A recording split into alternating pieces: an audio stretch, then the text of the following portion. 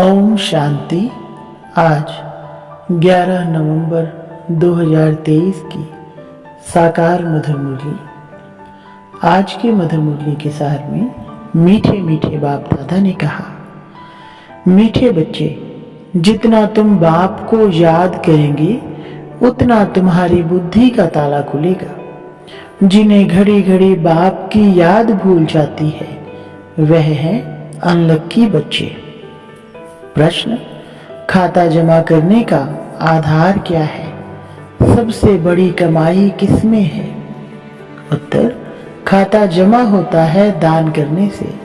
जितना तुम दूसरों को बाप का परिचय देंगे उतना आमदनी वृद्धि को पाती जाएगी। मुरली से तुम्हारी बहुत बड़ी कमाई होती है। यह मुरली सांवरे से गोरा बनाने वाली है। मुरली में ही खुदाई जादू है। मुरली से ही तुम माला माल बनते हो। गीत, हमें उन राहों पर चलना है। ओम शांति। रूहानी बाप समझा रहे हैं बच्चों को कि बच्चे, गिरना और संभलना है। घड़ी घड़ी बाप को भूलते हो अर्थात गिरते हो। याद करते हो तो संभलते हो। माया बाप की याद भुलवा देती है, क्योंकि नई बात है ना। ऐसे तो कोई बाप को कभी भूलते नहीं। स्त्री कभी अपने पति को भूलती नहीं। सगाई हुई और बुद्धि योग लटका, भूलने की बात नहीं होती। पति पति है, बाप बाप है। अब यह तो है निराकार बाप, जिसको साजन भी कहते हैं। सजनी कहा जाता है भक्तों को। इस समय सब हैं भक्त, भगवान एक है। भक्तों की सजनिया भगवान को साजनिया, भक्तों को बालक, भगवान को बाप कहा जाता है। अपतियों का पति व पिताओं का पिता वह एक है। हर एक आत्मा का बाप परमात्मा तो है ही। वह लौकिक बाप हर एक का अलग अलग है। यह पारलौकिक परम पिता सभी आत्माओं का बाप एक ही गॉड फादर है। उनका नाम है शिव बाबा। सिर्फ गॉड फादर माउंट आबू लिखने से बताओ चिट्ठी पहुंचेगी? नाम तो लिखना पड़े ना। यह तो बेहद का बाप है। उनका नाम है शिव। शिवकाशी कहते हैं ना, वहां शिव का मंदिर है। जरूर वहां भी गए होंगे। दिखाते हैं ना, राम यहाँ गया, वहां गया, गांधी यहाँ गया। तो बरोबर शिव बाबा का भी चित्र है, परंतु वह तो है निराकार। उनको फादर कहा जाता है और किसको सबका फादर कह नहीं सकते। ब्रह्मा विष्णु शंकर का भी वह फादर है। उनका नाम शिव है। काशी में भी मंदिर है, उज्जैन में भी शिव का मंदिर है। इतने मंदिर क्यों बने हैं कोई भी नहीं जानते। जैसे लक्ष्मी नारायण की पूजा करते हैं, कहते हैं यह स्वर्ग के मालिक थे, परंतु स्वर्ग कब था, यह मालिक कैसे बने, यह कोई नहीं जानते। पुजारी जिसकी पूजा करे उनके ही ऑक्यूपेशन को न जाने तो इसको अंधश्रद्धा कहा जाएगा ना। यहाँ भी बाबा कहते हैं परंतु पूरा परिचय नहीं है। माता पिता को जानते नहीं।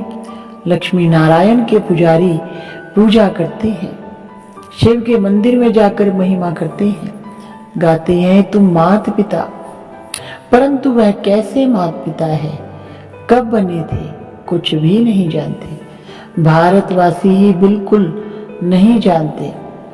क्रिश्चियन बौद्धी आदि अपने क्राइस्ट को, बुद्ध को याद करते हैं। झट उनकी बायोग्राफी को बताएंगे। क्राइस्ट फलाने समय पर क्रिश्चियन धर्म की स्थापना करने आया था। भारतवासी किसको भी पूजते हैं, उनको पता नहीं है कि यह कौन है। न शिव को, न ब्रह्मा विष्णु शंकर को, न जगत अम्बा जगत पिता को, न लक्ष्मी नारायण को जानते। सिर्फ पूजा करते रहते हैं। उन्होंने बायोग्राफी क्या है कुछ भी नहीं जानते।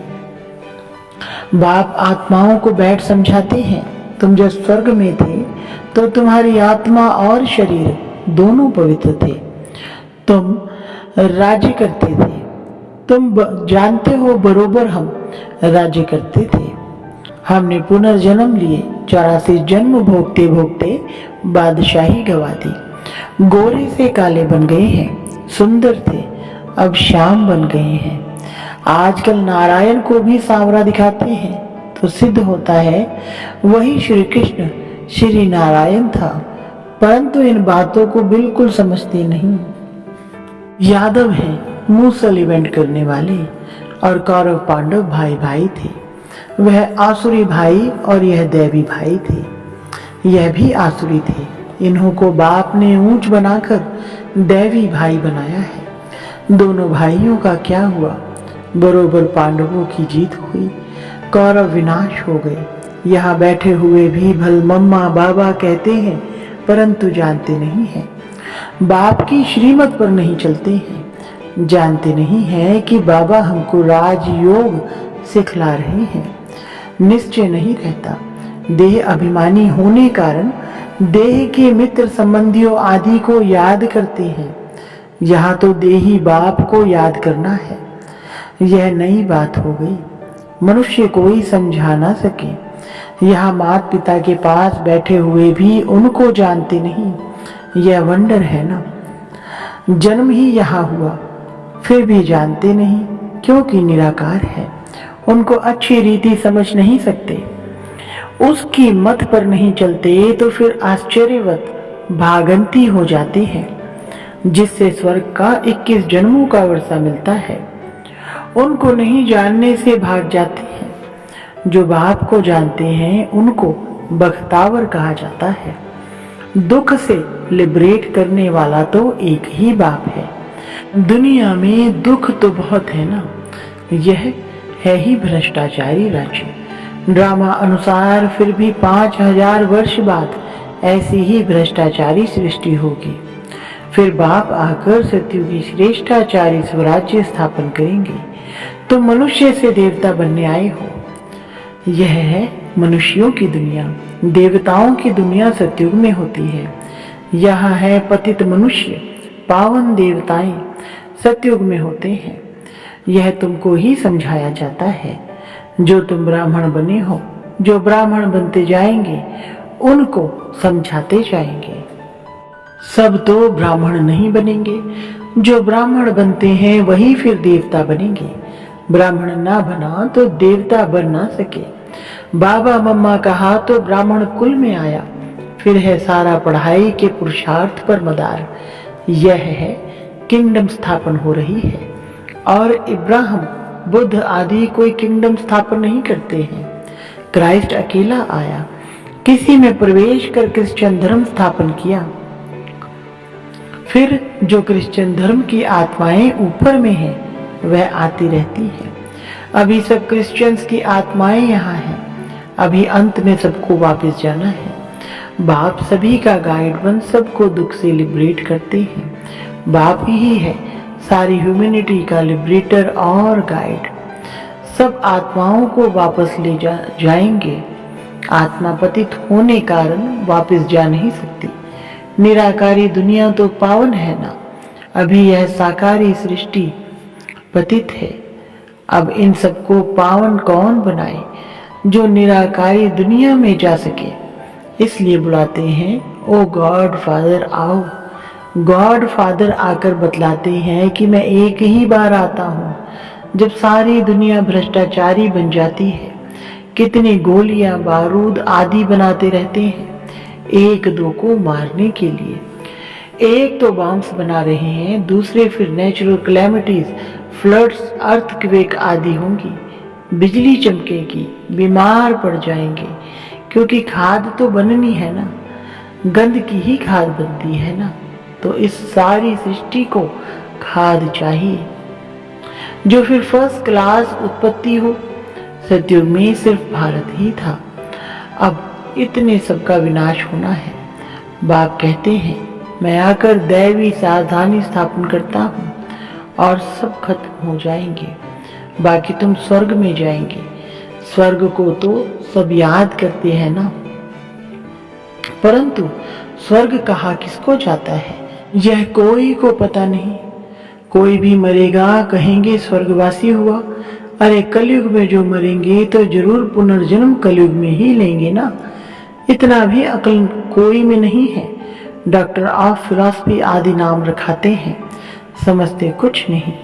मनुष्य मंदिर में रहने वाले थे, वह है क्षीर सागर, यह है विषय सागर। यह सब बातें बाप ही समझाते हैं। पढ़ाएंगे तो मनुष्यों को, जानवर को तो नहीं पढ़ाएंगे। बाप समझाते हैं यह ड्रामा बना हुआ है। जैसा साहूकार मनुष्य वैसा फर्नीचर होगा। गरीब के पास टिककर ठोबर होगा, साहू के पास तो इतने वैभव होंगे। तुम सतयुग में साहूकार बनते हो तो तुम्हारे हीरे जवाहरों के महल होते हैं। वहां पर कोई गंदगी आदि नहीं होती, बांस नहीं होती। यहाँ तो बांस होती है, इसलिए अगरबत्ती आदि जगाई जाती है। वहां तो फूलों आदि में नेचुरल खुशबू रहती है, अगरबत्ती जलाने की दरकार नहीं पड़ती। उनको हेवन कहा जाता है। बाप हेवन का मालिक बनाने के लिए पढ़ाते हैं। देखो कैसे साधारण है, ऐसे बाप को याद करना भी भूल जाते हैं। निश्चय पूरा नहीं तो भूल जाते हैं, जिससे स्वर्ग का वर्षा मिलता है। ऐसे माता पिता को भूल जाना कैसी बदकिस्मती है। बाप आकर ऊंचते ऊंच बनाते हैं। ऐसे माता पिता की मत पर ना चले तो 100% मोस्ट अनलकी है कहेंगे। नंबरवार तो होंगे ना। कहाँ पढ़ाई से विश्व का मालिक बनना, कहाँ नौकर चाकर बनना। तुम समझ सकते हो हम कहाँ तक पढ़ते हैं। वहां सिर्फ धर्म पिताए आते हैं धर्म स्थापन करने। यहाँ माता पिता है क्योंकि प्रवृत्ति मार्ग है ना।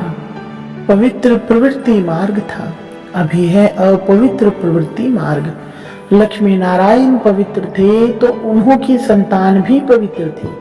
तुम जानते हो हम क्या बनेंगे। माता पिता कितना ऊंच बनाते हैं तो फॉलो फादर करना चाहिए ना। भारत को ही मदर फादर कंट्री कहा जाता है। सतयुग में सब पवित्र थे, यहाँ पतित हैं। कितना अच्छी रीति समझाया जाता है, परंतु बाप को याद नहीं करते तो बुद्धि का ताला बंद हो जाता है। सुनते सुनते पढ़ाई छोड़ देते हैं तो ताला एकदम बंद हो जाता है। स्कूल में भी नंबरवार है। पत्थर बुद्धि और पारस बुद्धि कहा जाता है। पत्थर बुद्धि कुछ भी समझते नहीं। सारे दिन में 5 मिनट भी बाप को याद नहीं करते। 5 मिनट याद करेंगे तो इतना ही ताला खुलेगा। जास्ती याद करेंगे तो अच्छी रीति ताला खुल जाएगा। सारा मदार पढ़ाई पर है। कोई कोई बच्चे बाबा को पत्र लिखते हैं, प्रिय बाबा व प्रिय दादा। अब सिर्फ प्रिय दादा पोस्ट में चिट्ठी डालो तो मिलेगी। नाम तो चाहिए ना। दादा दादियां तो दुनिया में बहुत हैं। अच्छा, आज दीपावली है। दीपावली पर नया खाता रखते हैं। तुम सच्चे सच्चे ब्राह्मण हो। वह ब्राह्मण लोग व्यापारियों से नया खाता रखाते हैं। तुमको भी अपना नया खाता रखना है, परंतु यह है नई दुनिया के लिए। भक्ति मार्ग का ताला है बेहद घाटे का। तुम बेहद का वर्षा पाते हो, बेहद की सुख शांति पाते हो। यह बेहद की बातें बेहद का बाप बैठ समझाते हैं, और बेहद का सुख पाने वाले बच्चे ही यह सब समझ सकते हैं। बाप के पास कोटों में कोई ही आते हैं। चलते चलते कमाई में घाटा पड़ता है तो जो जमा किया हुआ है वह भी ना हो जाती है। परंतु तुम्हारा खाता वृद्धि को तब पाता है जब कोई को दान देते हो। दान नहीं देते हो तो आमदनी की वृद्धि नहीं होती है। तुम पुरुषार्थ करते हो, आमदनी की वृद्धि हो। वह तब होगी जब किसको दान करेंगे, फायदा प्राप्त कराएंगे। कोई को बाप का परिचय दिया, गोया जमा हुआ। परिचय नहीं देते हो तो जमा भी नहीं होता है। तुम्हारी कमाई बहुत बहुत बड़ी है। मुरली से तुम्हारी सच्ची कमाई होती है। सिर्फ यह मालूम पड़ जाए कि मुरली किसकी है, यह भी तुम बच्चे जानते हो। जो सांवरे बन गए हैं उन्हों को ही गोरा बनाने के लिए मुरली सुननी है। मुरली तेरी में है जादू, खुदाई जादू कहते हैं ना, तो इस मुरली में खुदाई जादू है। यह ज्ञान भी तुमको अभी है। देवताओं में यह ज्ञान नहीं था। जब उनमें ही ज्ञान नहीं था तो पिछाड़ी वालों में ज्ञान कैसे हो सकता।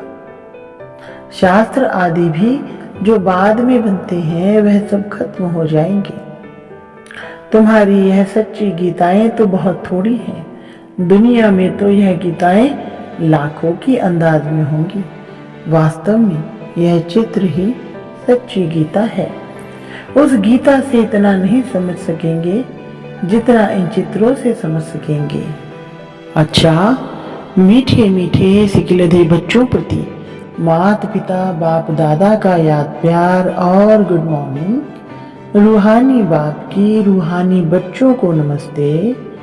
रूहानी बच्चों की रूहानी बाप दादा को नमस्ते जी। धारणा के लिए मुख्य सार नंबर 1, अच्छी रीति पढ़ाई पढ़कर स्वयं को बख्तावर तकदीरवान बनाना है।